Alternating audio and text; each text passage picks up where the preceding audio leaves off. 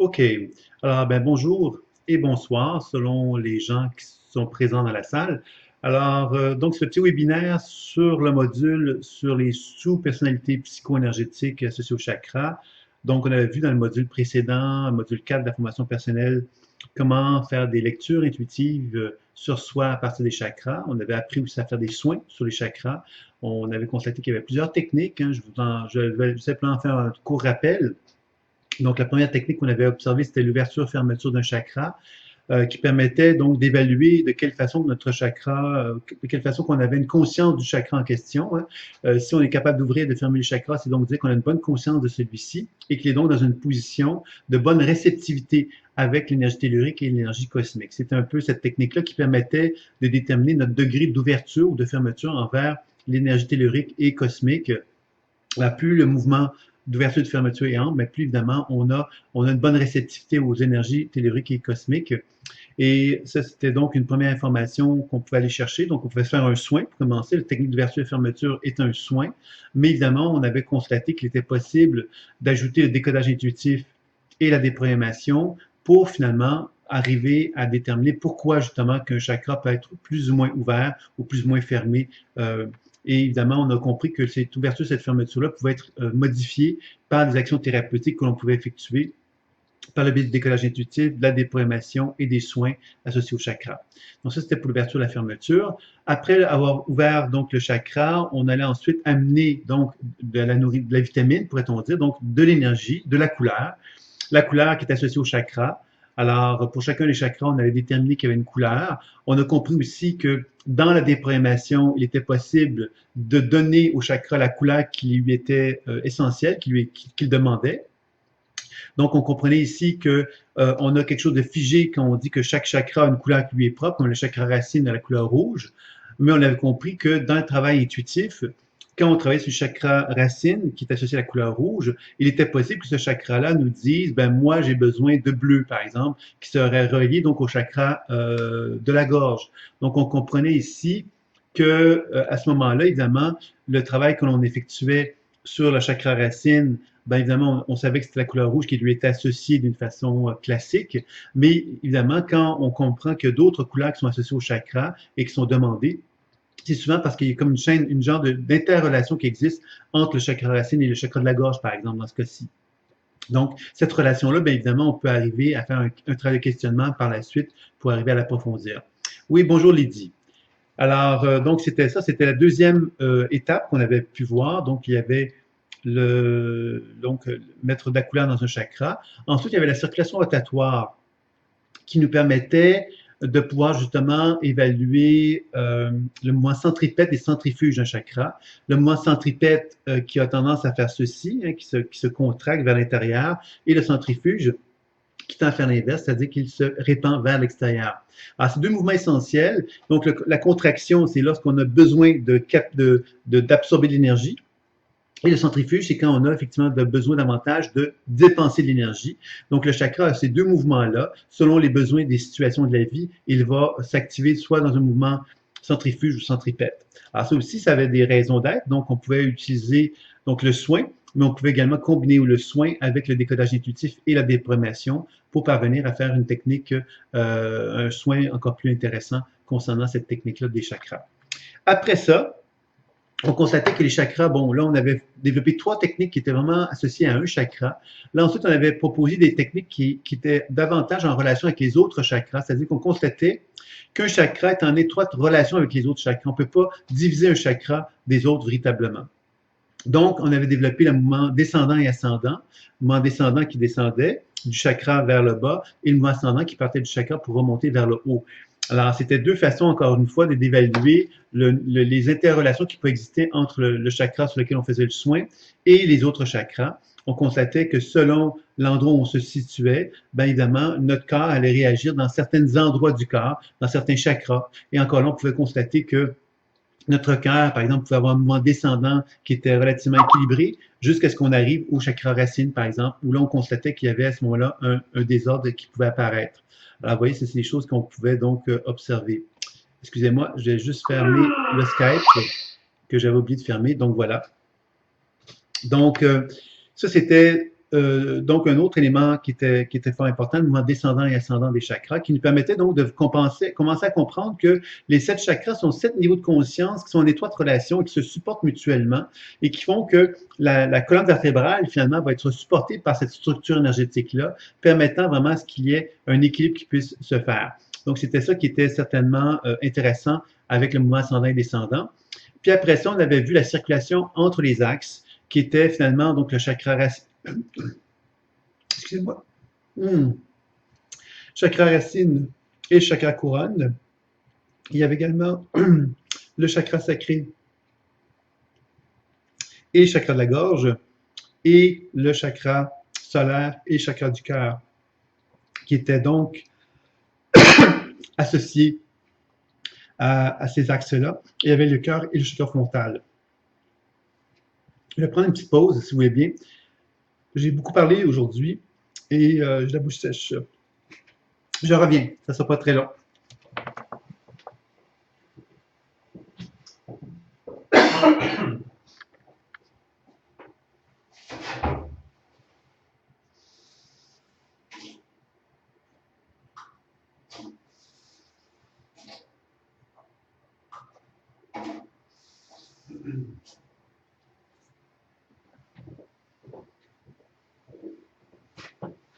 Bon, nous revoilà, excusez-moi.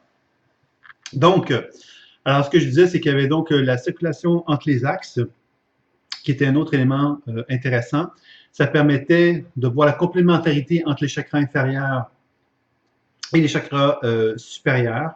Ça nous permettait donc de vraiment voir ces deux aspects-là. Les chakras donc plus en relation avec la Terre et les chakras plus en relation avec la spiritualité. De quelle façon qu'il y avait une complémentarité qui existait entre chacun des chakras. Donc ça, c'était vraiment ce qu'on avait vu dans le module 4 sur les chakras. Et dans le module 5, et vous l'avez sans doute compris, c'est un module qui amène, en fin de compte, qui reprend ces mêmes techniques-là, mais avec un regard différent. Ce regard différent-là, il peut être assez intéressant parce qu'il permet de multiplier, en fin de compte, notre perception dans notre propre champ. Dans le module 4, on avait appris donc à constater qu'une personne pouvait avoir 7 chakras et on pouvait faire un soin sur chacun d'eux. Et ça nous permettait donc de pouvoir comprendre la personne par le décodage intuitif, la déprogrammation et les soins. Et on pouvait donc équilibrer la personne en plus, donc c'est quand même assez intéressant.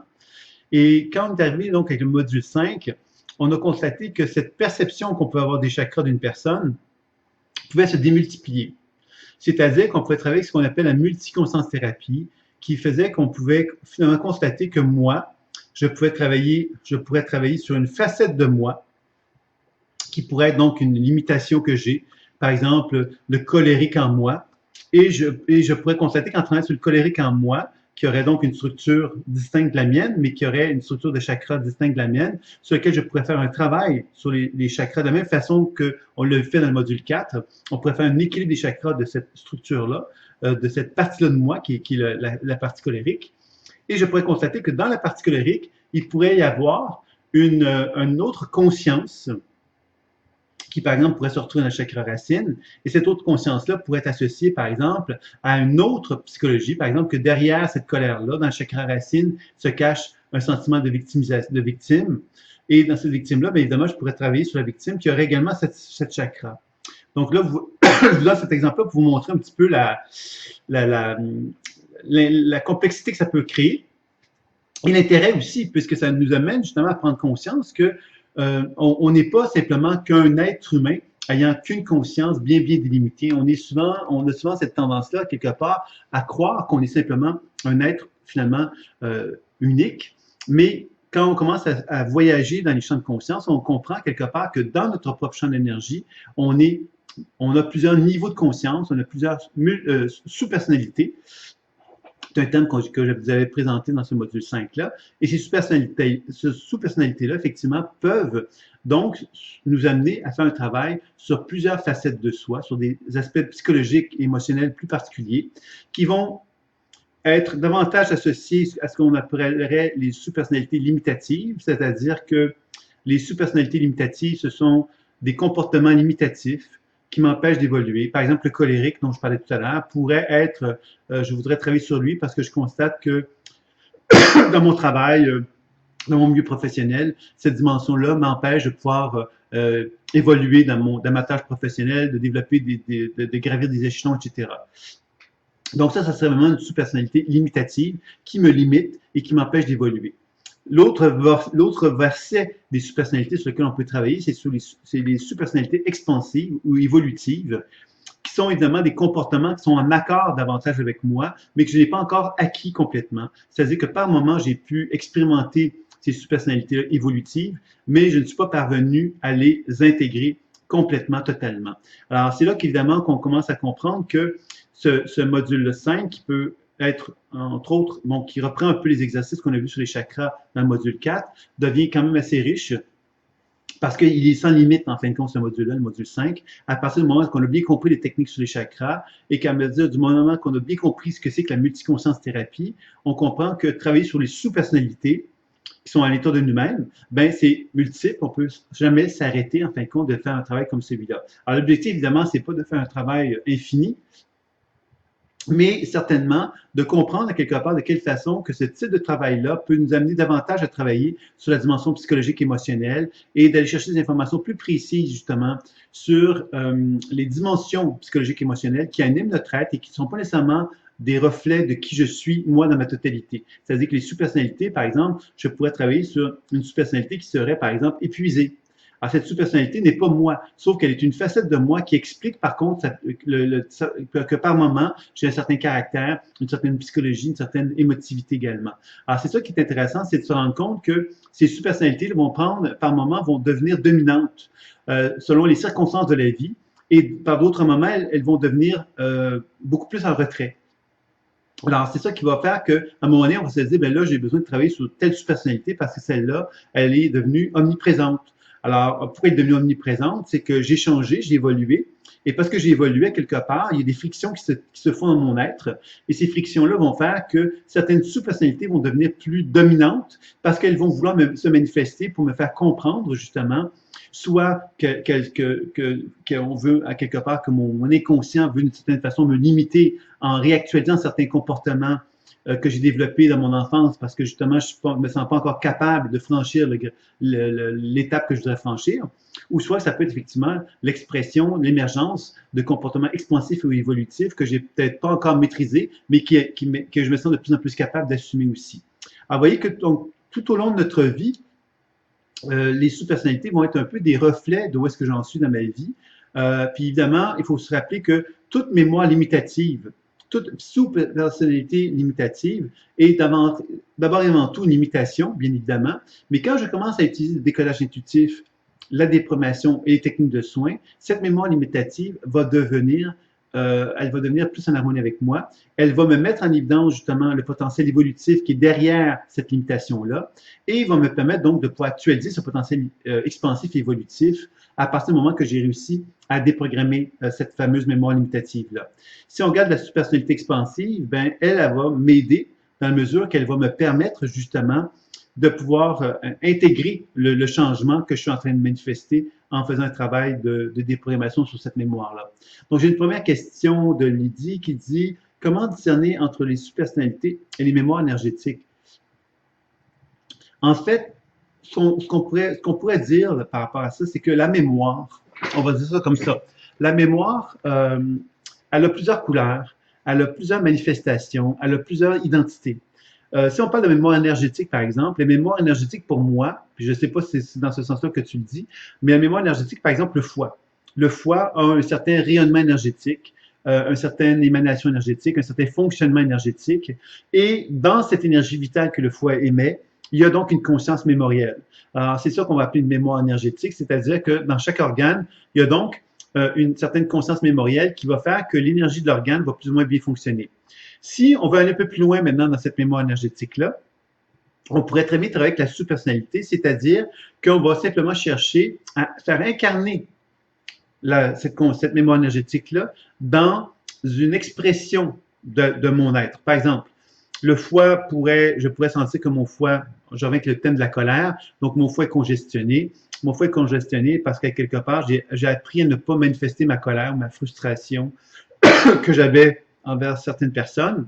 Et j'ai appris donc à canaliser, à garder ça comme une retenue constante. Donc, en faisant une lecture de la mémoire énergétique de mon foie, je peux arriver à ce constat-là. Je pourrais décider par la suite, après avoir fait ce constat-là, de travailler sur la sous-personnalité psycho-énergétique associée au foie, qui serait évidemment une personne, quelque part, qui ne serait pas capable d'assumer sa colère. Ça serait, par exemple, une victime. Okay? On va appeler ça comme ça, une sous-personnalité de victime. Et cette sous-personnalité de victime va, à ce moment-là, se manifester à moi sous la forme une forme similaire à la mienne, hein, puisque c'est de moi qu'il s'agit, et qui aura donc une structure de 7 chakras. L'intérêt de ça, c'est qu'elle va se manifester à moi, cette facette-là de moi, cette sous-personnalité-là de moi, avec une certaine façon d'être et avec une certaine façon de gérer ces chakras qui vont faire que moi, je vais pouvoir faire une action sur cette énergie-là pour chercher à l'équilibrer au maximum. Alors, vous voyez, c'est ça qu'on va chercher à faire dans ce type de travail-là. Et je ne sais pas si Lydie, c'est plus clair pour toi ce que je viens de te dire, parce qu'on pourrait aller plus loin, parce que là, on parle des sous-personnalités, mais on sait à quelque part que dans le voyage dans l'univers mémoriel, on peut aller dans le passé, le présent, le futur. Donc, on peut approfondir aussi là-dessus. Là, il y a Ingrid qui me dit, bonjour Ingrid, alors Ingrid qui me dit, pour travailler sur un chakra désaligné, ne vaut-il pas mieux être accompagné pour le faire? C'est bien, je te dirais ça comme ceci, c'est-à-dire que tout travail qu'on est capable de faire par soi-même, pourquoi pas? Pourquoi pas le faire? À partir du moment qu'on se sent dépassé par un travail, puis ça peut arriver malheureusement parce que justement, dans la vie, même si on a une certaine habileté à faire une pratique personnelle, on peut sentir à un moment donné qu'on est dépassé par quelque chose qui fait qu'on n'est pas capable de gérer. Alors, quand on n'est pas capable de gérer, c'est là qu'on va aller voir un thérapeute, certainement, pour pouvoir aller plus loin. Concernant maintenant le chakra des alignés, je te dirais que tous les états psycho-énergétiques, bon, l'équilibré, ça ne pose pas de problème puisque c'est équilibré, mais le désalignement, l'hyperactif surchargé, l'hypoactif surchargé et l'épuisement sont tous des états dans lesquels une personne pourrait faire un travail sur elle-même puis constater qu'elle se sent dépassée et avoir besoin d'aide. Donc, c'est pas uniquement pour le chakra désaligné qu'on pourrait dire qu'il y a un travail qui doit être fait là.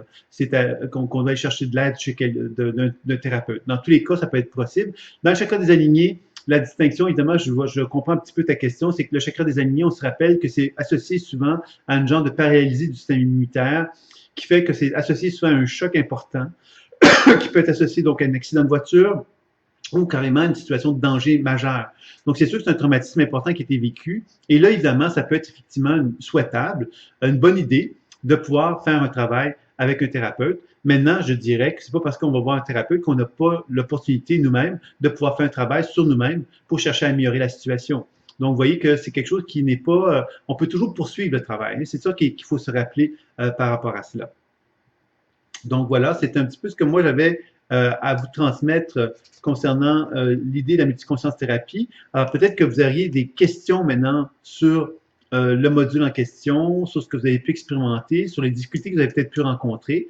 Donc, je me tiens donc disponible pour répondre donc à vos questions si vous en avez évidemment sur les différents thèmes. Donc, j'ai déjà répondu à quelques questions, mais peut-être que vous avez d'autres questions sur ce thème-là de la super-personnalité. Alors, on a compris que les super-personnalités, vous avez vu qu'il y a 49 dynamiques psycho-énergétiques qui ont été présentées.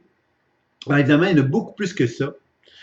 C'est juste comme un genre de modèle que j'ai voulu placer. C'est basé sur un jeu de cartes qui va sortir donc bientôt, sans doute pour septembre prochain. Donc, tout ce projet-là a pour objectif donc de créer simplement une genre de système, un système qui doit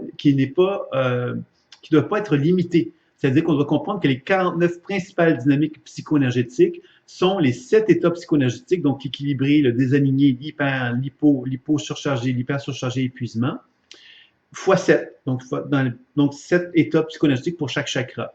Donc, ces 49 états qui sont les principaux états qu'on va retrouver chez un être humain. Par contre, on doit admettre, évidemment, puis c'est là qu'on touche la multiconscience thérapie, que dans ces 49 états-là, il y a plein de variabilités, de sous-personnalités, de sous-couches qui peuvent se manifester, qui vont faire qu'on va multiplier énormément les 49 dynamiques. Sauf que, avec les 49 dynamiques, on arrive quand même à avoir une vision assez intéressante quand même de la typologie humaine, parce qu'on est capable donc de reconnaître un grand nombre d'états qu'on retrouve chez l'être humain et de comprendre donc l'être humain de façon plus efficace grâce à cela.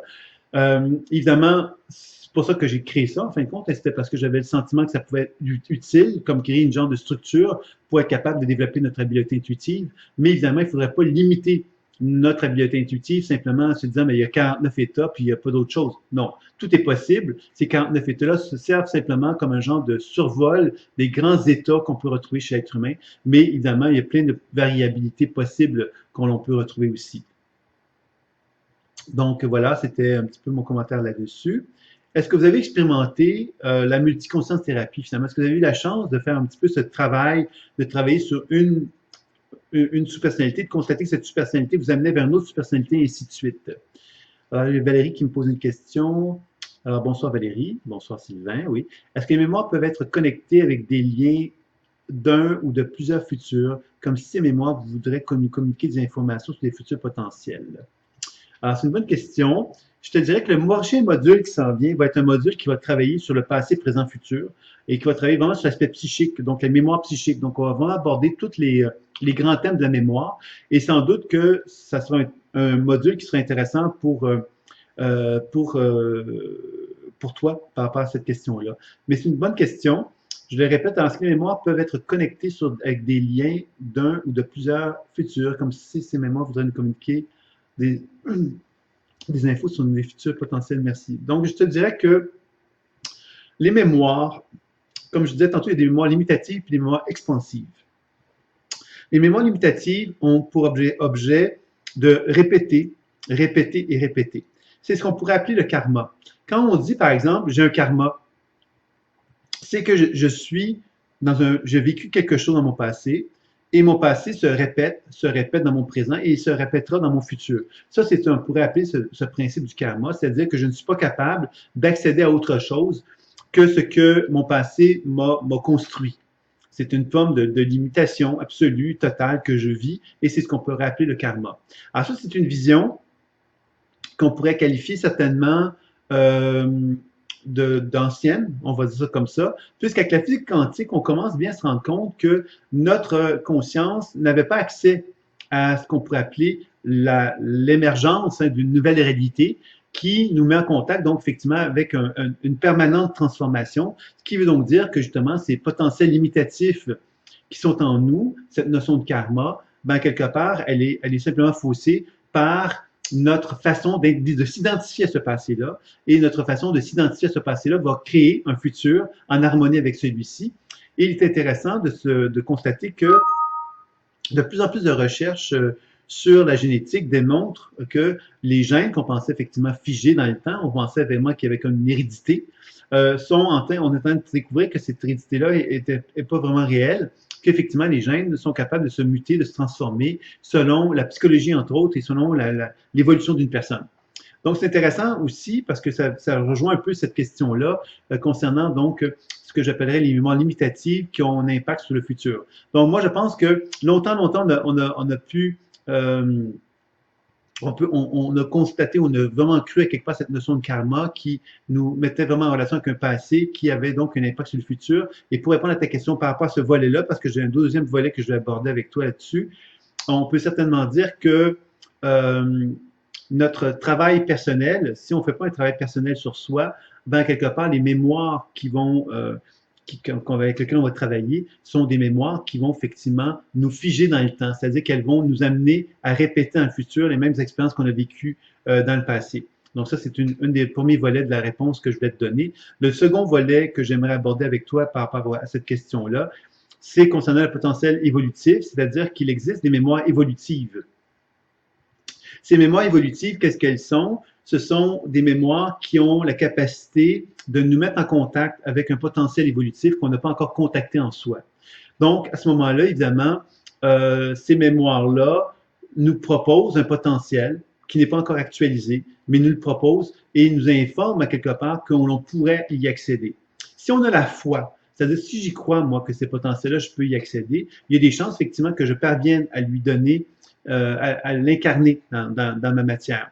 Je vous dis ça parce que quand on comprend ça, c'est que quand on fait la déprogrammation sur la mémoire, potentiellement toute mémoire, on devrait être capable on devrait être capable de la déprogrammer, cette mémoire-là limitative. Et parce que je la déprogramme, je me donne accès à un potentiel évolutif. C'est-à-dire que quand je déprogramme une mémoire limitative, je découvre qu'il y a un potentiel évolutif que je n'avais pas vu auparavant. Et ce potentiel évolutif-là me donne une orientation sur ma vie, me rappelle quelque part qui je suis vraiment et me montre le chemin pour que je puisse être en harmonie avec moi dans le futur. C'est important cet aspect-là parce que ça veut donc dire que cette fameuse vision du futur, elle va être déterminée par quoi? Elle va être déterminée par deux grandes valeurs. La première, c'est est-ce que moi je suis convaincu que mon passé va déterminer mon futur? Hein, si c'est le cas, je vais donc recréer constamment les mêmes expériences de mon passé. C'est quelque chose qui est vraiment proche de la définition du karma. Ou est-ce que je suis capable de concevoir que mon passé est du passé et que je peux, moi, à partir de ce passé-là, construire, créer de nouveaux comportements en tenant compte de ce passé-là, mais de créer de nouveaux comportements qui seraient plus en accord avec moi, dû à l'expérience que je n'aurais retirée et qui me permettrait donc d'accéder à une évolution puis à une capacité d'en concevoir ma vie d'une façon différente. Alors, vous comprenez que quand on arrive à cette conclusion-là, on commence à toucher justement une vision d'un futur évolutif dans lequel on pourrait vraiment concevoir que notre vie serait en harmonie avec le désir de constamment évoluer, progresser et cheminer. Donc, pour revenir sur cette fameuse question-là, donc oui, on peut certainement dire que les mémoires sont toujours connectées avec un potentiel futur, sont connectées avec des ressources créatrices associées au futur, et que les mémoires limitatives sont une ressource sont une proposition de se dire, ben, tu as été ça et demain tu seras ça, OK? On a le droit d'y accéder ou d'y adhérer ou pas d'y adhérer. Et si on n'y adhère pas, c'est là que la déprogrammation devient importante, puisque la déprogrammation va permettre justement à travailler sur ces mémoires-là pour les changer, les déprogrammer, pour les libérer. Et c'est là qu'on va commencer à toucher justement le potentiel évolutif. Il y a une grande théorie sur le cerveau, en fin de compte, qui explique que on pourrait voir ça, maintenant on dit que le cerveau n'est pas localisé au cerveau, hein, c'est-à-dire qu'on reconnaît que le cerveau est quelque chose qui est non localisé, c'est-à-dire qu'on reconnaît que le champ d'énergie a une conscience qu'on pourrait qualifier de grand cerveau en fin de compte, et que cette conscience-là, donc, me permet d'être constamment en étroite relation avec la conscience de mon être. Et on dit justement que qu'est-ce qui détermine le passé puis le futur? Qu'est-ce qui détermine le futur? Ben, quelque part, c'est qu'on est comme un ordinateur, c'est-à-dire qu'on a plein de potentiels virtuels en dedans de soi, des potentiels virtuels qui sont associés soit à des expériences de vie passées qui me ramènent à l'idée que je peux simplement que reproduire ce passé-là parce que je ne l'ai pas réglé puis j'arrive pas à voir autre chose, mais également des potentiels évolutifs qui vont être présents. Et c'est la somme de tout ça, c'est comme s'il y avait un ordinateur qui était derrière tout ça, et cet ordinateur faisait la somme des potentiels limitatifs et des potentiels évolutifs qui étaient en soi. Et c'est ça qui déterminait justement par la suite les choix qu'on va faire, nous, en tant qu'êtres humains, pour parvenir à créer un futur qui sera plus ou moins en harmonie avec soi. Donc, c'est intéressant de pouvoir envisager cette chose-là. Donc, j'espère que j'ai répondu à ta question, Valérie, puisque j'ai donné une longue réponse, mais j'espère qu'elle a permis, en tout cas, de répondre à tes questions. J'espère que oui, tu me dis, de toute façon, si ce n'est pas le cas, tu me reviens avec une autre question pour préciser tout cela. Ensuite, il y a Lydie qui me revient. Au niveau théorique, c'est fluide, mais dans la pratique, déjà sur soi, je ne trouve pas facile de discerner toutes ces facettes. En fait, Lydie, c'est pas de discerner toutes ces facettes-là qui est la clé pour la pratique, c'est beaucoup plus de partir de toi. Si toi, tu pars en te disant, moi, j'ai une problématique de colère, par exemple, la superficialité psychoénergétique du colérique en moi, c'est ça sur quoi j'ai travaillé. Donc, on n'a pas besoin de faire une énorme recherche sur les 49 dynamiques psychoénergétiques pour essayer d'identifier laquelle qui va nous parler le plus. On peut simplement s'attarder à regarder notre vécu, notre existence, et de reconnaître effectivement qu'on a des subpersonnalités qui peuvent être présentes en soi, qui peuvent être des problèmes, des difficultés, qui nous empêchent d'évoluer et de progresser. Et à partir de là, on peut travailler dessus. Ceci dit, les 49 dynamiques psychoénergétiques, bien évidemment, si on prend le temps de les regarder une à une, normalement, on doit être capable de donner comme un genre de pourcentage à chacune d'elles et arriver à la fin en se disant, ben voilà, je constate que ma problématique principale elle se trouve dans tel chakra, dans tel état psychoénergétique, donc je pourrais travailler sur la personnalité X, Y ou Z. Ça, ce serait une autre façon de travailler. mais je pense que la plus fondamentale, la plus accessible aussi, c'est sans doute de partir de notre vécu, de notre histoire de vie et de regarder qu'est-ce qui ressort actuellement dans notre vie pour pouvoir travailler d'une façon plus intéressante et plus riche par rapport à ce type de travail-là. Donc, je ne sais pas si je réponds à ta question, Lydie, mais c'était un peu la réponse que je pouvais te donner concernant cela. Puis évidemment, c'est un jeu de l'esprit. Hein. Le jeu de l'esprit, c'est que quand je me mets en relation avec une sous-personnalité, je vais donc voir apparaître dans cette sous-personnalité-là, admettons, c'est moi colérique. Mais ce que je vais chercher à faire, c'est évidemment, je chercher à me mettre en relation avec à quoi je ressemble quand je suis en colère, et avec le thème colérique. Et je vais donc me mettre en relation avec une image de moi qui va sans doute incarner cette notion de colère. Hein? Et je vais ensuite donc décrire ce que je vois, ce que j'entends, ce que je ressens. Je vais peut-être me voir, par exemple, Sylvain en colère, qui n'a pas de jambes, qui a le cœur qui est hyper réactif et qui n'a pas d'énergie dans la tête, par exemple. OK? Alors ça, ce serait déjà une image intéressante qui me permettrait de me dire, bien tiens, ce que je peux faire, c'est des actions sur cette sous-personnalité-là pour chercher à équilibrer. Donc, je pourrais travailler sur ses jambes, je pourrais travailler sur les divers chakras qui semblent perturbés, chercher à équilibrer la globalité de ce champ énergétique-là et de constater que quand je fais ça, bien évidemment, en intégrant le décodage, la déprogrammation et les soins, bien, il y a des fortes chances que j'arrive à mieux comprendre la raison d'être de la colère qui est présente, de mieux comprendre qu'est-ce qui arrive quand justement j'arrive à m'équilibrer, de quelle façon que ça change mon état et de quelle façon je peux justement davantage m'harmoniser aussi avec ce nouvel état-là que j'ai reconnu et alors commencer effectivement à davantage percevoir derrière la colère ce qui est, c'est-à-dire ce qui est la réalité derrière la colère. C'est-à-dire que si je fais un soin sur moi, sur cette personnalité-là, et que je constate que derrière la colère se dissimule une grande tristesse, par exemple, et que cette grande tristesse-là, elle est liée justement au fait que je dois apprendre maintenant à plus communiquer ce dont j'ai besoin, ben, vous voyez que le potentiel évolutif, c'est que j'apprenne à communiquer ce dont j'ai besoin. Ça voudrait dire quoi? Ça voudrait dire que dans un prochain exercice, je pourrais travailler sur la sous-personnalité évolutive qui me dit que j'ai envie maintenant d'évoluer, de progresser, que j'ai envie de mieux communiquer. Donc, je pourrais travailler sur cette sous-personnalité-là dans un deuxième temps et ça pourrait m'amener à travailler sur d'autres sous-personnalités par la suite. Vous comprenez que là, ça devient dynamique et dynamique et vivant parce qu'on n'est pas en train de se figer dans des états, mais on est en train de reconnaître simplement que chacun des états avec lesquels on travaille évolue, nous transforme et nous amène vers d'autres états sur lesquels on peut travailler. Alors, ça peut être intéressant de travailler vraiment sur, je travaille sur une sous-personnalité limitative et parce que je travaille sur une sous-personnalité limitative, inévitablement, cela m'amène à aller dans l'aspect évolutif. Et de là, je peux travailler sur une sous-personnalité évolutive et voir de quelle façon que j'arrive à l'incarner. Ça peut être intéressant. Alors, Lydie me répond, oui, c'est le cas. Je veux dire par là qu'en travaillant sur la psycho-énergétique des chakras, je me reconnais dans plusieurs aspects, mais ça donne un être multiple, équilibré, désaligné, hyperactif. Totalement, je pense que Lydie, tu es complètement dedans. On n'est pas dans un état figé des choses. Tu sais, nous, en tant qu'être humain, on adore figer les choses. On adore se dire, ben moi, je suis hyperactif. Et on se lance là-dedans, c'est-à-dire, je suis hyperactif. Globalement, je suis hyperactif. Et on règle la question. On ne peut se poser la question si on est hyperactif ou hypoactif ou je ne sais quoi. Ce qu'on doit comprendre avec la dynamique psycho-énergétique, la multiconscience thérapie, c'est qu'on comprend que ce que l'on croit qu'être hyperactif, le simple fait de dire qu'on est hyperactif, déjà, ça change possiblement notre état et que finalement, l'état hyperactif, c'est un état qui est général, qui émane quelque chose d'une façon globale. Sauf que si on rentre dans notre corps et qu'on se rend compte effectivement de la dynamique qui existe entre les chakras, on va se rendre compte que cette hyperactivité-là, elle est provoquée peut-être par d'autres états qui sont plus ou moins équilibrés. Et c'est là qu'on va commencer à comprendre justement de quelle façon que l'on peut parvenir à favoriser un équilibre plus grand à l'intérieur de soi. Donc, c'est ça un petit peu que j'avais à dire par rapport à ça. Donc, effectivement, c'est normal qu'il y ait plusieurs états comme ça qui soient mélangés en temps de soi parce qu'on est comme multiple. Alors, cette multiple conscience qu'on a en soi, ben effectivement, elle peut être équilibrée, hyperactive à la fois, surchargée à la fois, etc.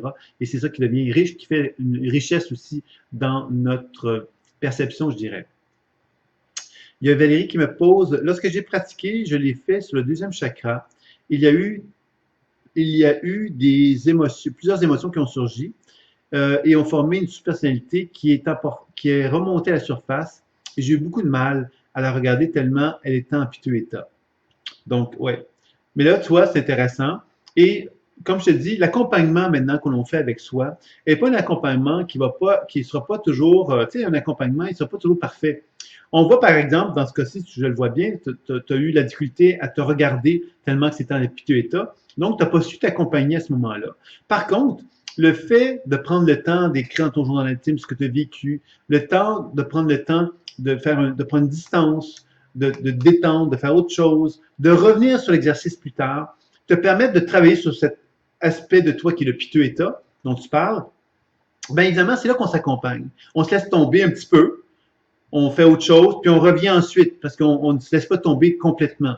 Et c'est à travers cette démarche-là qu'on va vraiment s'accompagner de la façon la plus intéressante et la plus efficace. Parce qu'on va commencer justement à se rendre compte que la démarche que l'on effectue avec soi, ben, c'est une démarche justement où on est ami avec soi et on s'accompagne dans un processus de guérison dans lequel on cherche vraiment à accompagner notre être et accompagner les divers états qui peuvent effectivement être présents en soi. Alors, c'est sûr que c'est ça la notion d'accompagnement.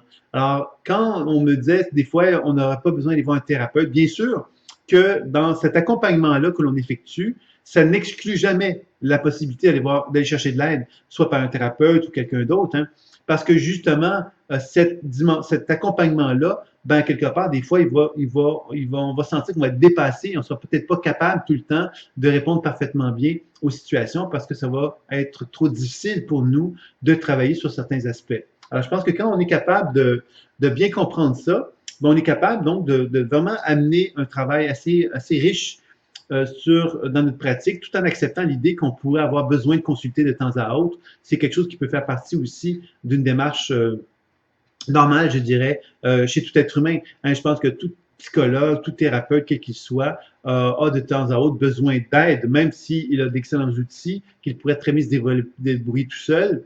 Il a souvent des moments où il a besoin d'aller chercher de l'aide d'une autre personne parce qu'il constate qu'il n'est pas en mesure de pouvoir aller aussi loin seul. Alors, je pense que ça fait partie de l'être humain, ça, puis je pense qu'il faut l'accueillir également. Alors, j'espère que j'ai répondu à ta question, Valérie. Donc, n'hésitez pas si vous avez d'autres questions sur la pratique. Jusqu'à maintenant, en tout cas, j'ai trouvé que les questions étaient très brillantes, très intéressantes. Donc, c'est enrichissant pour moi de vous répondre. Donc, j'espère que c'est enrichissant pour vous de pouvoir recevoir mes réponses par rapport à ça.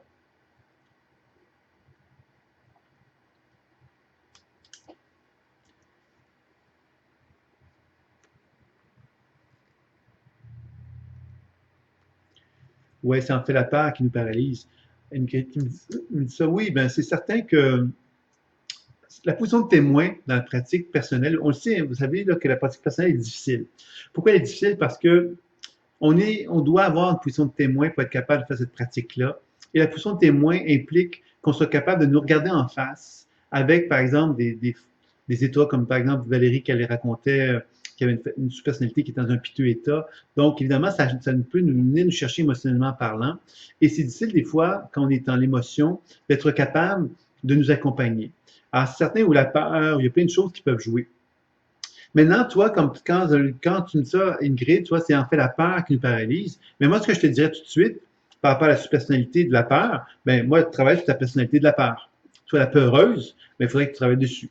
Tu vois? Quand Valérie me dit, bon, c'était tellement piteux état, ben, c'est évident que cette personnalité a besoin d'aide. Donc, en travaillant dessus, tu vas lui donner justement ce qu'il lui faut pour qu'elle ne soit pas dans un piteux état. Et c'est ça la beauté de la déprogrammation, c'est qu'on ne voit plus les états figés. Hein, je te rappelle que si tu regardes ton état piteux et que tu le regardes en le figeant, en te disant « Ah, mon pauvre de moi, je suis piteuse, je ne m'en sortirai jamais », on est en train de créer à ce moment-là ce qu'on appelle la notion de karma, c'est-à-dire qu'on part du principe que parce que je suis dans un piteux état là, je ne pourrais pas être autre chose demain. Ça veut donc dire que je vais reproduire cet état piteux-là, je vais m'identifier à ça et je ne serai jamais capable d'être autre chose que ça. On comprend ici que le futur devient quelque part l'expression de ce piteux état-là, c'est normal, puisqu'on s'est identifié à lui. Tout comme la peur, tu vois, qui nous paralyse, ben, la peur qui nous paralyse, ben, évidemment, si elle nous paralyse, ça veut donc dire qu'on fige. Ça veut donc dire que la peur va créer un futur dans lequel nous allons être figés par la peur. Ça veut donc dire qu'on est en train de se créer un karma aussi. Donc, le fait de travailler sur les sous-personnalités avec ces thèmes-là, peut nous aider justement à nous sortir des impasses dans lesquelles on est. Alors, ça peut être intéressant de travailler de cette façon-là également. Il y a Lydie qui me dit, j'ai aussi parfois été dépassé par le processus face à ce qui remonte, mais à chaque fois, la déprogrammation s'est effectuée et je découvre de nouvelles capacités. En ce moment, je vois le rayonnement des êtres, c'est très beau. Ben, c'est bien de l'entendre, Lydie. Tu as totalement raison. La déprogrammation est vraiment la clé parce qu'évidemment, si on n'a pas la déprogrammation, on va simplement se limiter constamment à l'émotion. Comme Ingrid l'a dit, il ne faut pas s'identifier à l'émotion. C'est vrai que l'émotion, lorsqu'on s'identifie à elle, elle devient quelque part quelque chose de figé. Et si elle est figée, elle devient automatiquement un processus qui ne peut pas être changé. Parce qu'on a le sentiment quelque part que cette émotion-là, c'est nous. Alors, à ce moment-là, on a de la difficulté à pouvoir se déprogrammer à ce moment-là. Alors, comme Lydie le dit si bien, qu'on parvient justement avec la déprogrammation d'avoir accès à de nouvelles capacités, bien, ça nous dégage justement de ces limitations-là et ça nous permet de commencer à capter davantage le potentiel évolutif ou expansif et qui nous fait voir justement la vie d'une façon plus légère, hein, parce qu'on a le sentiment qu'on n'est pas seulement la lourdeur, mais on est la légèreté, puis on est capable aussi d'interagir sur cette lourdeur-là pour devenir de plus en plus léger et de plus en plus harmonieux. Ça, c'est une clé, je pense, qui est importante. Il y a Valérie qui me dit, oui, je comprends. Et est-ce qu'un chakra peut avoir besoin de plusieurs vibrations, des couleurs à la fois lors du soin? Absolument. Je pense que ça, c'est des choses qui sont vraiment de l'ordre de l'intuition. C'est-à-dire que le chakra, il y a toutes les tout est possible. Tous les besoins d'un chakra peuvent être importants et il y a plusieurs possibilités. Puis dans ce sens-là, toutes les demandes peuvent avoir une valeur et une réalité aussi. Donc, je ne voudrais pas vous dire, ben oh non, un chakra, ça ne peut pas faire ci, ça ne peut pas faire ça. C'est pas vrai. Il y a beaucoup, beaucoup de possibilités et c'est varié. Puis ça, le langage intuitif, tout est possible dans le langage intuitif. Donc oui, pour répondre à ta question, Valérie, c'est possible. Lydie me dit, je ne vois pas de couleur, mais un rayonnement. Ben, à quelque part, le rayonnement, tu vois, l'importance du rayonnement, moi, je reviens encore sur l'aspect pédagogique en vous disant ça, mais le rayonnement, on peut le voir de l'intérieur ou de l'extérieur. Le rayonnement, je le rappelle, un corps qui est rayonnant, est-ce qu'il rayonne de l'intérieur comme de l'extérieur? Alors, quand il rayonne de l'intérieur, ça veut donc dire qu'il est animé par une énergie qu'on pourrait dire de force intérieure. On a un contact avec nos forces intérieures, nos puissances intérieures, et on est capable, parce qu'on est fort intérieurement, d'émettre vers l'extérieur avec puissance. Donc, on est capable d'émettre vers l'extérieur parce qu'on a une force intérieure. Si, évidemment, on voit un rayonnement qui est très important à l'extérieur, mais il n'y a pas de rayonnement puissant à l'intérieur, ça veut donc dire qu'on est en dépense énergétique, c'est-à-dire qu'on est trop à l'extérieur. Si c'est l'inverse, c'est-à-dire qu'on a une grande puissance à l'intérieur, un grand rayonnement intérieur, mais qu'on n'a pas d'énergie qu'on émet à l'extérieur, mais là, on est trop fermé sur soi-même. Alors, vous voyez, c'est des logiques un petit peu comme ça que j'aime vous rappeler de porter attention pour mettre en évidence le principe de la recherche du physicien Pop qui met en évidence que la lumière solaire émet de la lumière, les cellules du corps absorbent la lumière puis en réémet. Alors, quand il absorbe la lumière, la cellule, qu'est-ce qu'elle fait? Elle prend la lumière, puis elle donne de l'énergie à notre corps, et ça nous permet donc de se sentir très solidement ancré au sol, pourrait-on dire. On est plus connecté avec nous-mêmes, on est fort, on est puissant. Et ensuite, il y a l'énergie qui est émise, qui fait que comme on est fort et puissant de l'intérieur, on est capable d'émettre vers l'extérieur une puissance aussi. C'est ça l'équilibre parfait. Alors, c'est important, donc, quand on est attentif au rayonnement-là, ou même au niveau des couleurs, d'être attentif à de quelle façon que le rayonnement ou la couleur se manifeste de l'intérieur comme de l'extérieur. Je pense que c'est quelque chose qui peut être intéressant de porter attention. Ça peut donner une petite richesse au niveau de l'information intuitive qui peut être assez intéressante à faire. Maintenant, je ne sais pas si vous aurez d'autres questions sur ce petit module qui, finalement, ouvre la porte, et vous l'avez compris, à vraiment la notion de la physique quantique, hein, qui met en quelque part l'évidence qu'on est dans une univers parallèle. Hein. C'est-à-dire que quand on travaille sur les sous-personnalités, on est vraiment dans un univers parallèle. Et dans cet univers parallèle-là, on peut travailler sur plusieurs couches, un peu comme des poupées gigognes. C'est-à-dire qu'on travaille sur une personne, sur une sous-personnalité. Cette sous-personnalité nous amène à travailler sur une autre sous-personnalité. Cette autre sous-personnalité nous amène à travailler sur une autre sous-personnalité, et ainsi de suite. Donc, il y a vraiment un travail qui est assez fascinant, qui peut en résulter, et qui peut évidemment être intéressant si on arrive justement à ce que ça devienne un apport d'informations supplémentaire, puis une capacité de se soigner aussi qui puisse en résulter. Et c'est là que c'est important, évidemment, donc d'être attentif à toute la richesse que ce type de travail-là peut apporter et de s'ouvrir au niveau imaginaire à la possibilité que ça puisse se manifester dans sa richesse et dans sa globalité telle que proposé jusqu'à maintenant. Je ne sais pas maintenant s'il y a d'autres questions ou commentaires.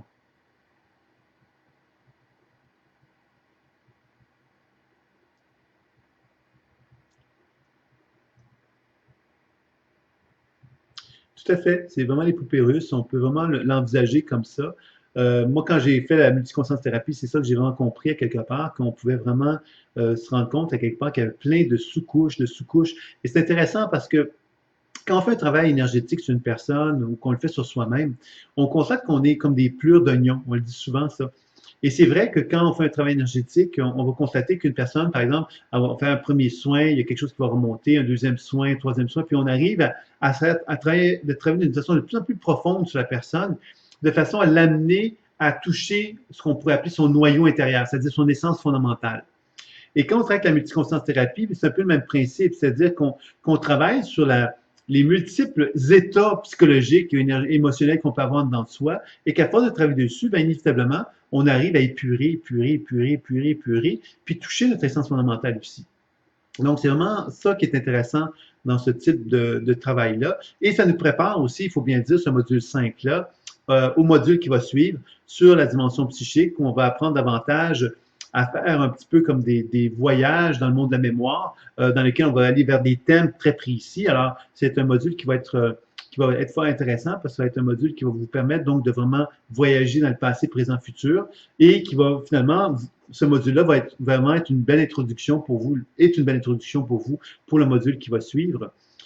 Qui va finalement vous amener à vraiment voyager dans le monde de la mémoire. Puis le module qui va suivre ensuite, ça va être sur l'accompagnement, pas l'accompagnement, mais sur l'accompagnement, l'auto-coaching. Alors, l'auto-coaching va être intéressant aussi puisqu'il va vous permettre de pouvoir évaluer de quelle façon, maintenant que ce travail que vous avez fait sur la mémoire, de quelle façon que vous pouvez approfondir justement en apprenant donc à mieux communiquer ce qui se passe en vous, vous avec vous-même, mais vous avec votre entourage aussi. C'est ça un peu l'objectif de ce module-là, puisqu'évidemment, on peut faire un travail important sur soi, mais c'est important évidemment qu'on soit capable de le communiquer, donc de le communiquer pour qu'on soit capable d'être clair avec soi-même, donc de le communiquer à soi-même, mais aussi être capable de le communiquer à notre entourage de façon constructive et positive. Ce sera un peu l'objectif qui sera vu aussi dans ce module-là. Donc, vous allez avoir avec ces deux prochains modules-là une belle synthèse que vous aurez par rapport à ce module-ci sur la sur les sous-personnalités psycho-énergétiques. Donc, je ne sais pas si vous avez d'autres questions, mais ce que je pourrais vous dire, c'est que le prochain module donc va avoir lieu en début mai ou à peu près, dans le début mai. Et ça sera donc sur la dimension psychique, comme je viens de dire, passé, présent, futur. Il y aura donc une série de vidéos qui vous seront présentées, de conférences, d'éléments audio et vidéo, qui vous présenteront donc tout l'ensemble de cet enseignement-là, qui, je crois, va être assez intéressant et va vous permettre donc de vraiment comprendre, faire un petit pas de plus par rapport à la multiconscience thérapie. Il y a une question qui est là. J'ai fait un soin à distance à quelqu'un et j'ai perçu que sa vraie nature est positionnée dans le philosophe. Mais cela n'est pas encore manifesté. Est-ce possible? Absolument. Quand on commence à toucher les sous-personnalités, on touche plein de choses. Tantôt, je vous ai parlé de la mémoire limitative, de la mémoire expansive. Alors, quand on parle de mémoire limitative, bien évidemment, on parle de quelque chose d'assez facile, d'une certaine façon, parce qu'on parle du passé. Grosso modo, quand on parle d'une mémoire limitative, même si, par exemple, la personne pourrait être très impressionnée, je pourrais moi dire à quelqu'un, ben écoute, j'aperçois que tu as vraiment l'enseignant en toi. Puis la personne dit, ah, je suis un enseignant depuis 25 ans, c'est incroyable que tu puisses me dire ça, c'est fascinant, etc. Donc, oui, ça serait intéressant. Sauf que quand on fait un travail, comme je l'ai déjà expliqué, de déprogrammation et de soins, on arrive justement à enlever des couches, puis on arrive à toucher l'essence d'une personne. Et quand on touche l'essence d'une personne, bien là, on touche évidemment des aspects d'elle qu'elle n'a pas nécessairement encore manifestés, mais qu'elle pourrait manifester. Habituellement, quand c'est le cas, la personne qu'on lui explique effectivement dans le cas du philosophe dont tu parles, bien, le philosophe, c'est un état qui a une certaine couleur, un certain état, donc à relier à la sagesse, etc. Donc, évidemment, cette personne-là, quand on lui parle de ça, va habituellement dire, je me reconnais, je reconnais ça.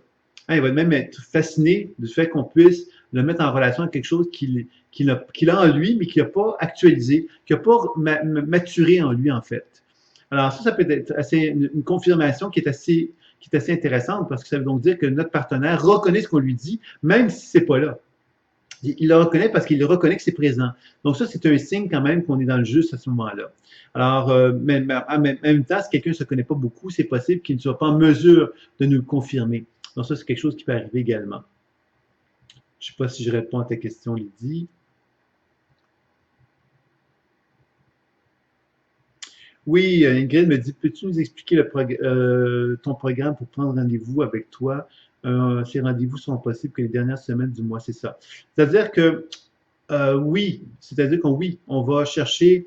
En fait, je cherche à structurer les choses parce qu'évidemment, il y a eu beaucoup de choses qui sont passées avec des petits problèmes de tout ordre. Donc là, j'ai voulu comme stabiliser les choses. Donc j'ai quelqu'un qui s'occupe maintenant de la gestion de tout le programme de formation et qui va donc gérer, en fin de compte, les mini-consultations pour, et comme on a choisi effectivement d'essayer de concentrer les mini-consultations le dernier du mois, hein, une dernière semaine du mois, pour faciliter, me faciliter la tâche aussi, puisque ça permet de concentrer tout le monde le même espace. Bien évidemment que c'est pas figé dans le ciment, c'est-à-dire que quelqu'un qui aurait des besoins ou quelqu'un qui pourrait pas être disponible dans cette semaine-là, bien évidemment, on peut s'organiser autrement, là. Ça, c'est quelque chose qui n'est pas de souci ou de problème à ce niveau-là.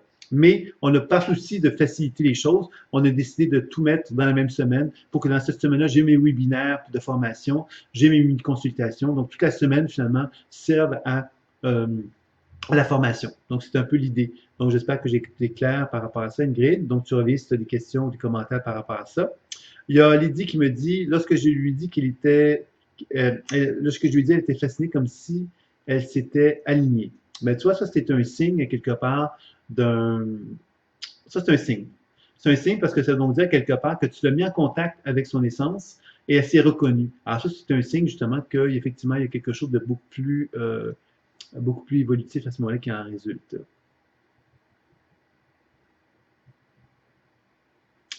Il y a Valérie qui me dit, dans tout le module, tu utilises beaucoup le mot de collaboration avec nos personnalités.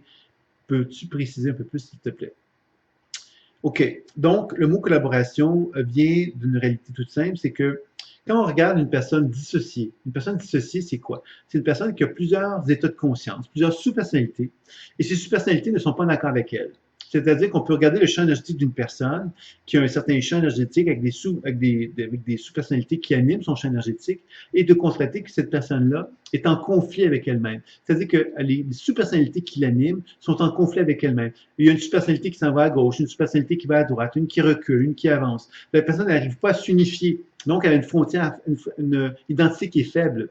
Et elle a de la difficulté, donc, à donner un sens à sa vie parce que elle n'est pas organisée, elle n'est pas structurée, elle n'a pas d'organisation qui l'oriente dans une direction, tu vois.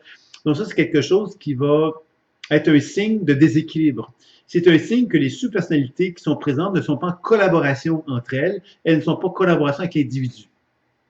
Alors, quand je parle de collaboration, bien évidemment, ça veut donc dire que les sous-personnalités avec lesquelles je travaille, je vais chercher donc évidemment à faire un travail d'harmonisation avec chacune d'elles pour que moi, je puisse effectivement reconnaître que ces sous-personnalités-là deviennent des apports énergétiques pour moi et des apports psychologiques et émotionnels pour moi. C'est-à-dire qu'ils ne sont plus dans une position de conflit avec moi, mais elles sont plutôt dans un processus de réunification avec moi. Alors là, ça devient fort intéressant, parce que ça veut donc dire quelque part que ces énergies-là, finalement, vont faire équipe avec moi. Donc, mon identité va se renforcer parce que je vais sentir quelque part que je me reconnais plus fortement en tant qu'individu et ces personnalités-là vont finalement être vraiment avec moi dans la même direction que je vais aller parce que je ne serai plus en conflit ou en combat avec elles. Donc, c'est dans ce sens-là que je vous parle de collaboration. Je ne sais pas si je suis donc plus clair pour toi, Valérie, mais tu me reviens si tu as des commentaires ou des questions par rapport à ça, par rapport à ce questionnement que tu pourrais avoir. OK, donc est-ce qu'il y aurait d'autres questions maintenant sur la pratique, puisqu'on a vu donc l'invitation pour le prochain module, les mini-consultations, évidemment, qui sont idéalement la dernière semaine du mois, sauf que si vous n'êtes pas en mesure de le faire, il n'y a pas de problème, on s'organise autrement, puis on les fait à d'autres moments, mais j'essaie, moi, de mettre de l'ordre dans ma structure, vous l'avez compris, avec tous les problèmes qu'on a eus. Donc, j'essaye de vraiment structurer les choses pour que ce soit plus facile et que vous ayez donc une plus grande fluidité aussi dans la structure de l'enseignement qui va vous être plus agréable et moi, je vais être plus content aussi. Concernant le chat, peut-être un petit mot là-dessus. Ben, le chat est en train de se refaire une santé. C'est un problème de serveur, comme j'avais identifié. Donc, on est en train de faire un transfert de serveur. Et quand on sera prêt pour que c'est là que les conférences auront lieu dorénavant. Mais actuellement, on n'est pas encore prêt. J'attends de vraiment être sûr à 100% pour éviter que je fasse des erreurs comme dans le passé, là. Donc, j'attends de voir si tout est OK. Donc, ça va se faire d'ici quelques semaines, j'imagine, là. Mais par contre, le chat est toujours accessible, donc vous pouvez le visiter comme vous le souhaitez, comme vous le voulez. Et évidemment, les gens de formation professionnelle vont commencer leur pratique également, vont commencer les pratiques dans le chat. Ils vont commencer à se rencontrer là-bas et tout ça. Donc, on va venir informer quand ils vont être prêts pour pouvoir recevoir un soin de votre part, là, pour que vous puissiez recevoir un soin d'eux. Donc, elle dit qu'il dit les rendez-vous avec ceux qui sont en formation professionnelle sont-ils toujours possibles pour un soin? Oui, tout à fait. C'est juste que là, actuellement, avec le petit problème qu'on a eu, je suis en train de regarder, eux vont commencer à faire de la pratique tous les jeudis, il me semble, à 20 heures. Donc, je vous le dis. Donc, si ça vous dit de passer, faire un tour dans le chat à 20 heures le jeudi, tous les jeudis, ça va être disponible. Donc, les gens vont pouvoir arriver. Puis, c'est possible qu'il y ait d'autres journées qui s'ouvrent. Je les rencontre, moi, demain. C'est demain, je pense que je les rencontre, la formation professionnelle. Donc, on va regarder ensemble, évidemment, l'option d'ouvrir d'autres moments dans la semaine. À ces moments-là, finalement, c'est quoi? Ce sont des moments délimités dans le temps où on leur dit, bien, regardez, à tous les jeudis soirs, à 20 heures, 20 heures à 22 heures, ou même plus tard si vous voulez. Donc, on se rencontre, tout le monde se rencontre. Donc, les gens peuvent interagir entre eux. Ils peuvent effectivement pratiquer entre eux aussi. Et évidemment, ça peut permettre donc de créer des liens plus forts. Donc, ce sera tout simplement l'option de pouvoir faire ça. Le lien pour le chat, je vais le mettre comme ça. Je ne sais pas si ça va fonctionner. Si le site va le prendre, on va voir. C'est chat développement conscience avec des traits d'union. Et puis, il faut, pour accéder à ce site-là, mettre un mail et votre mot de passe. Voilà. Chat développement conscience, vous le voyez. Alors, ce chat développement conscience-là, là, je ne sais pas si vous le voyez, moi, je l'ai mis dans le chat. Normalement, vous devriez le voir, puisque c'est moi qui est le gestionnaire du site. Là. Donc, normalement, quand j'écris quelque chose, je pense que tout le monde devrait le voir. Mais vous me dites si vous ne le voyez pas. Donc, chat développement conscience. Alors, évidemment, dans ce chat-là, avec le temps, ce que je compte faire, c'est que les étudiants en formation et mes anciens étudiants vont proposer des conférences, vont proposer des activités. C'est ça qui va se mettre en prendre. Donc, vous allez pouvoir bénéficier de ces moments-là parce que vous allez pouvoir aller voir, bon, vous allez pouvoir aller voir le calendrier, aller voir, bon, quand est-ce qu'il y a une pratique professionnelle et vous allez pouvoir vous présenter pour recevoir un soin avec des gens en disant, ben moi, j'aurais besoin d'un soin, est-ce que quelqu'un voudrait me faire un soin? Alors, vous allez pouvoir comme avoir une interaction et bénéficier d'un support gratuit, en fait, dans ces moments-là, si ça vous dit. Donc, c'est quelque chose qu'on va organiser. Alors, comme je dis, je vais vous l'aller trop vite. Donc là, je suis obligé de vraiment constater que la vitesse hyperactive est une qualité qui n'est pas toujours heureuse. Donc, j'essaie de me rationaliser un peu, puis de me calmer un peu, et de m'assurer que les choses vont aller bien cette fois-ci. Donc, Lydie me dit, d'où peut venir la difficulté à recevoir un soin? Est-ce lié au fait de s'auto-guérir? Je remarque qu'il est plus facile de donner que de recevoir un soin. Ça, c'est très personnel à toi, Lydie, parce que je pense qu'il y a des gens qui adorent recevoir des soins et qui n'aiment pas en donner, par exemple, tu vois.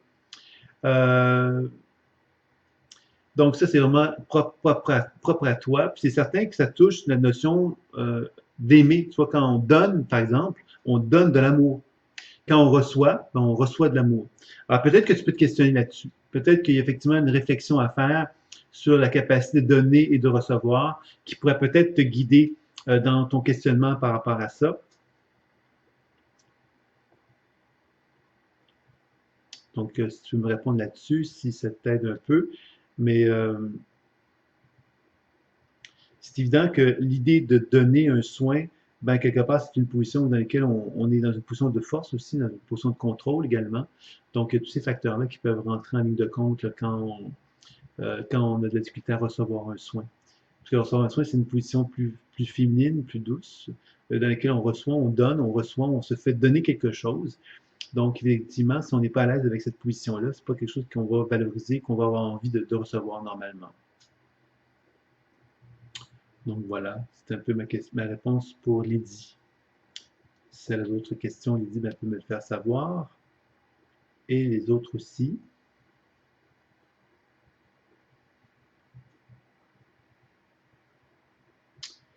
Lydie me dit, OK, c'est un déséquilibre certainement accueillir la part douce et finie de mon être. Tout à fait, Lydie, je pense qu'il y a un petit peu quelque chose là-dessus qu'on peut aller, que tu peux aller creuser. Et encore là, au niveau des subpersonnalités, tu pourrais travailler justement sur cette partie, la subpersonnalité douce et féminine de qui t'habite. Alors, tu vois, ça pourrait être un autre travail qui pourrait être fait. Donc, vous voyez qu'on peut vraiment faire beaucoup de jeux avec les subpersonnalités. Qui peuvent être très concrets parce que là, on travaille vraiment sur des éléments, tu vois, qui ressortent. On a vu juste en discutant comme ça qu'il y a plusieurs subpersonnalités qui auraient pu être utilisées pour faire un travail. Donc, je pense qu'on peut vraiment faire un petit bonhomme de chemin de cette façon-là qui est assez intéressant.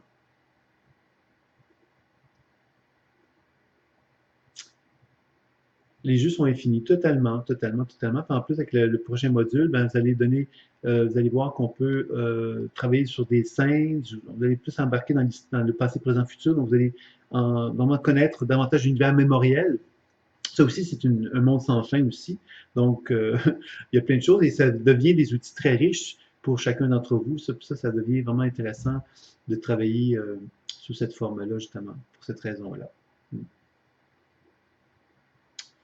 Donc, d'accord, d'accord. Donc, je ne sais pas s'il y a d'autres commentaires, d'autres questions, parce que moi, peut-être que je vous dirais qu'on va arrêter bientôt. Alors, évidemment, si y a des questions, il n'y a pas de problème, il n'y a pas de souci. Je vais continuer. Ça fait donc 1 heure qu'on a commencé le petit webinaire. Et il y a eu de bonnes questions, je vous remercie.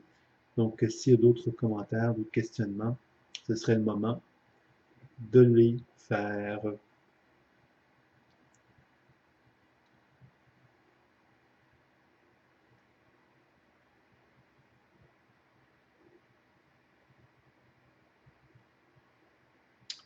OK, donc allez-y si vous avez entre-temps. Moi, je vais simplement poursuivre ma petite conclusion. Alors, donc, vous l'avez compris, la multiconscience thérapie, comme Valérie l'a dit si bien, c'est des jeux qui sont infinis. On peut vraiment travailler sur tout ce qui remonte à notre conscience, tous les aspects de nous qui peuvent nous déranger ou nous fatiguer. Ben, effectivement, c'est une occasion de pouvoir travailler dessus sur ces aspects-là avec les sous-personnalités psycho-énergétiques. Donc, on peut vraiment faire un travail très riche avec nos petits journaux intimes, les noter, tout ça. Donc, on peut vraiment faire un travail assez profond sur soi si on en a envie, évidemment. C'est toujours une question de motivation et une question évidemment d'accompagnement par la suite qu'on se donne. Donc, c'est certain que c'est une habileté que vous avez un peu méditative, pourrait-on dire, de vous garder dans une position de témoin et de vous garder donc dans une position d'interaction avec les diverses facettes qui animent votre être. Donc, c'est ça qui exige que vous soyez donc conscient que le travail que vous effectuez vous oblige donc le travail à être témoin, puis vous amène à constater que vous pouvez interagir avec plein de facettes de vous. Alors, plutôt qu'être victime, ben, vous constatez que vous pouvez faire plein de choses plutôt qu'être une victime. Donc, c'est super. Mais on est tellement habitué à être dans une position de passivité envers notre être qu'on a difficulté quelquefois à se mettre dans cette position d'interactivité. Alors, je pense que ça peut être intéressant aujourd'hui maintenant de se donner cette autorisation-là. Donc voilà. Alors, je pense que je vais m'arrêter ici.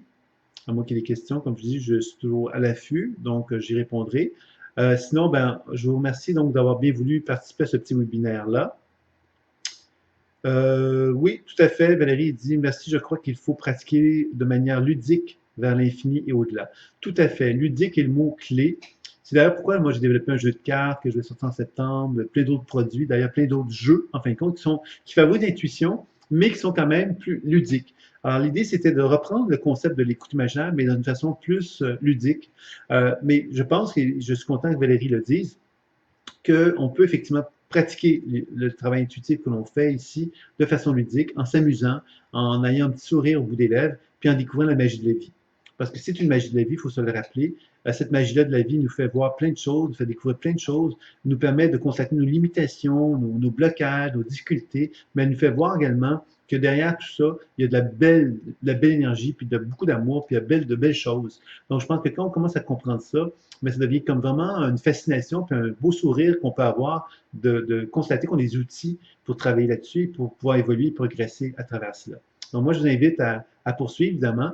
Et pour le projet, évidemment, donc des mini-consultations, ben, n'hésitez pas à prendre contact avec le secrétariat, avec Tania, donc, pour prendre vos rendez-vous. Il n'y a pas de problème, ça me fera toujours plaisir, donc, de les faire. Je trouve ça toujours intéressant de voir un petit peu de vos nouvelles. Lydie, qui est tout excitée par rapport au jeu de cartes, mais moi aussi, si tu savais, ça fait un bon bout de temps que le jeu de cartes aurait dû être terminé. En fait, le projet, a été plus long parce que je suis toujours pris par toutes sortes de choses.